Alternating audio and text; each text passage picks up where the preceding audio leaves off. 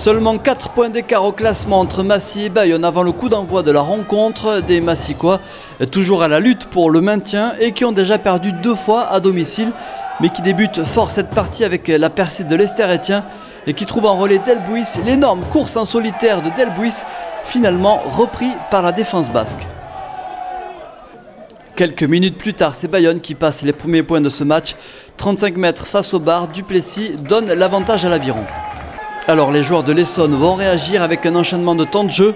À 10 mètres face au bar bayonnaise, la conservation de la balle est bonne.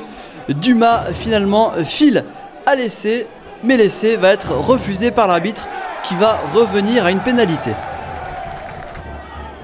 Et cette pénalité sera vite jouée par le demi-mêlée de Massy Prié qui échoue à quelques mètres de la ligne. Mais voilà, il a été plaqué trop haut par Pablo Huete, le deuxième ligne chilien de Bayonne. Carton jaune pour Pablo Huete, l'Aviron est réduit à 14. Mais ça ne va pas empêcher Bayonne de rajouter 3 points, toujours avec le pied de Duplessis, et Bayonne mène 6-3. Sans être génial, l'Aviron s'appuie sur une mêlée dominatrice et conquérante pour obtenir une nouvelle pénalité. Vili Duplessis, impérial au pied, rajoute 3 points pour porter le score à 9-3. Au retour des vestiaires, Massy réagit avec son arrière et buteur Thomas Girard. Ça passe des 22 mètres à gauche et Massy revient à 3 points. Mais sur le renvoi, nouvelle faute des Massicois et l'inévitable Duplessis redonne 6 points d'avance à son équipe. Il reste alors 8 minutes à jouer. C'est à ce moment-là que Massy va accélérer en force sur pénal touche avec le talonneur Yuri Delomel qui va inscrire le premier essai de la partie en s'échappant sur le côté droit. La transformation ne passe pas, mais Girard peut se rattraper quelques minutes plus tard avec cette pénalité des 38 mètres face au poteau. Et pour la première fois de la partie, Massy passe devant au score.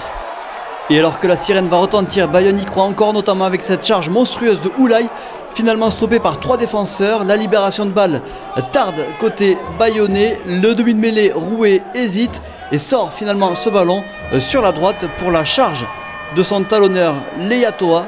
En force, à quelques mètres de la ligne d'essai, les Basques conservent le ballon qui sera finalement éjecté, mais Duplessis surgit et peut servir Fuster pour l'essai de la gagne.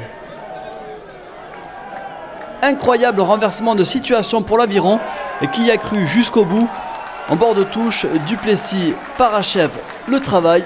L'Aviron l'emporte finalement 19-14, 3e victoire à l'extérieur pour les Basques.